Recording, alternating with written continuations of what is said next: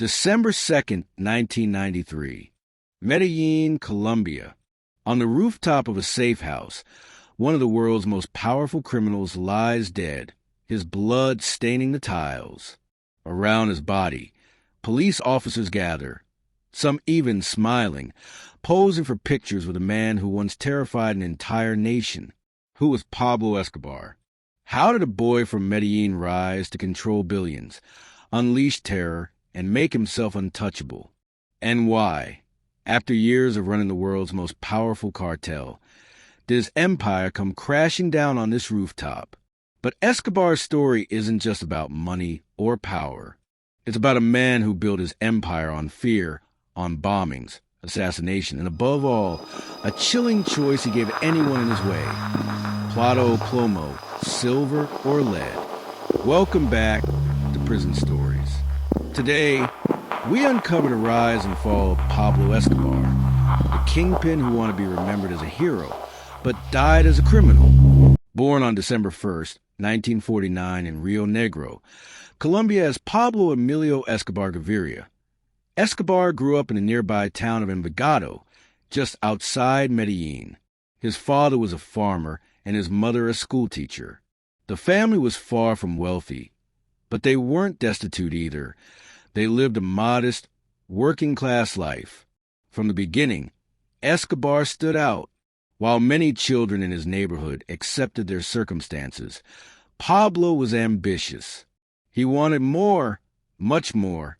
Even as a teenager, he believed he was destined for wealth and power, no matter the cost. His early ventures were small-time but revealing. He dabbled in petty theft, sold contraband cigarettes, and was even rumored to have stolen gravestones, removing their inscriptions to resell them to monument dealers. Whether myth or truth, the story captured the spirit of a young man willing to break taboos and laws to make a profit.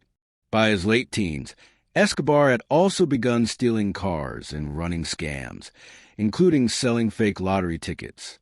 He briefly attended college, but education didn't hold his attention. Making money, however, always did. These early years may not look like much at the time. A poor boy chasing quick cash. But they revealed two traits that would define his future: a relentless hunger for wealth and a complete disregard for the rules that stood in his way. Escobar was just getting started. By the 1970s, Escobar had moved far beyond petty crime. Colombia was becoming a key transit point for cocaine headed to the United States, and Pablo saw an opportunity. He began working with smugglers, transporting small amounts of cocaine on planes, hidden inside shipments, or even stuffed into old tires. The profits were staggering. What started as a risky side hustle soon grew into a full-fledged empire. Escobar quickly realized that the drug trade could make him richer than anything else. He forged alliances, eliminated rivals, and built a distribution network that stretched from the jungles of Colombia to the streets of Miami. But Escobar's success wasn't built on business sense alone. It was built on fear. From the very beginning, he understood that in Colombia, money could buy almost anything, and what money couldn't buy, violence could. Escobar's infamous motto, plata o plomo, silver or lead, became the code of survival.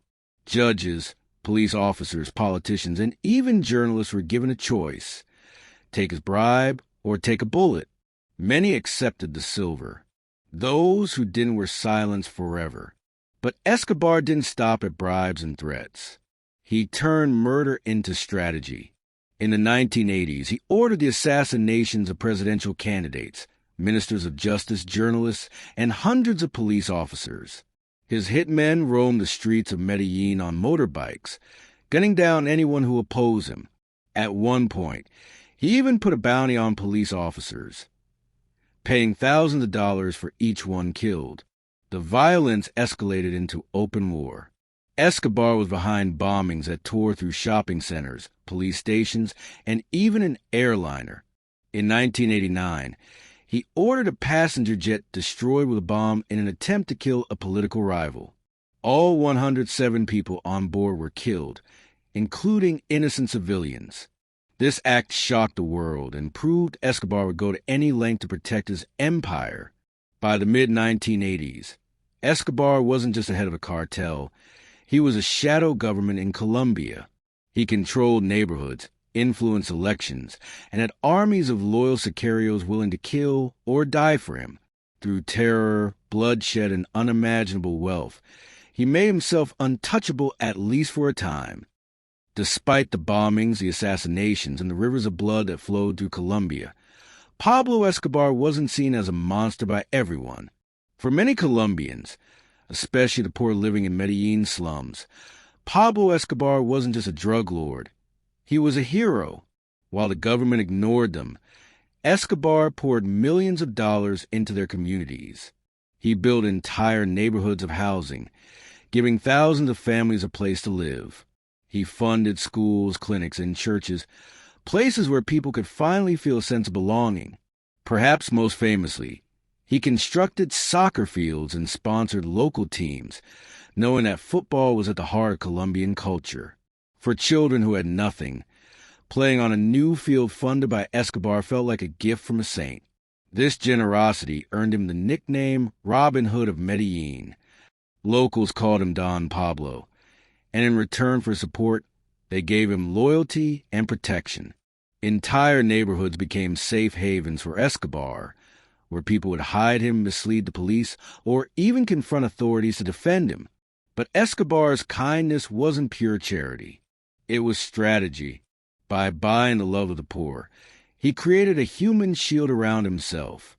To the government, he was a ruthless criminal, but to those living in poverty, he was the only man who cared. This dual image, killer and savior, terrorist and benefactor, made Pablo Escobar more than just a criminal. It made him a legend. By the early 1980s, Escobar was no longer satisfied with being just the richest man in Colombia. He craved legitimacy and power. In his mind, if he could buy off politicians and police, why not become one himself? In 1982, he managed to secure a seat as an alternate member of the Colombian Congress. For a brief moment, Escobar walked the halls of power, dressed in suits, shaking hands, presenting himself as a respectable businessman. Many Colombians were shocked. How could a known trafficker be sitting in government? But his political career didn't last long. Reformist Minister of Justice Rodrigo Lara Bonilla publicly denounced Escobar, exposing his ties to the cocaine trade. Escobar responded the only way he knew how, with violence. In 1984, Lara was assassinated by Escobar's gunmen, an act that turned the government fully against him. The murder marked a point of no return. Escobar's dreams of legitimacy were shattered, and his war with the state escalated. Soon after, the United States began demanding his extradition, and Escobar declared that he would rather die in Colombia than ever set foot in an American prison. From this moment, Escobar's empire shifted from shadow control to an open battlefield against the Colombian state. After Rodrigo Lara's assassination, Pablo Escobar unleashed a reign of terror unlike anything Colombia had ever seen. No longer hiding in the shadows, he declared war on the government. The government, on the other hand, had already had enough. So the government created Search Bloc, an elite police unit dedicated solely to hunting him down. With support from the United States, they launched an all-out manhunt. Meanwhile, rival traffickers formed their own group, Los Peeps, people persecuted by Pablo Escobar, a vigilante death squad determined to destroy Escobar's empire from the outside. The noose was tightening. Escobar was still rich, still dangerous, but his world was shrinking. Every day, his enemies were closing in. On December 2nd, 1993, just one day after his 44th birthday, the net finally snapped shut. Search Bloc intercepted a phone call Escobar made to his son and used radio direction equipment and mobile surveillance teams to triangulate the signal to a modest house in the Los Olivos/Medellin neighborhood. As officers closed in, Escobar tried to flee across the rooftops with a bodyguard. There was a short, violent exchange of gunfire, and he was mortally wounded on the tiles.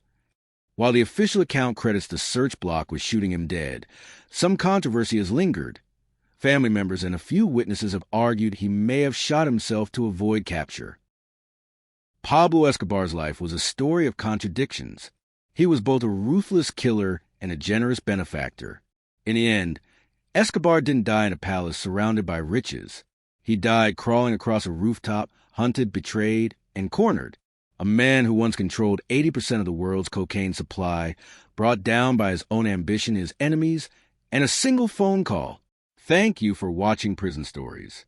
If you found this story chilling, make sure to subscribe and stay with us as we uncover more true stories from behind the walls of crime, power, and obsession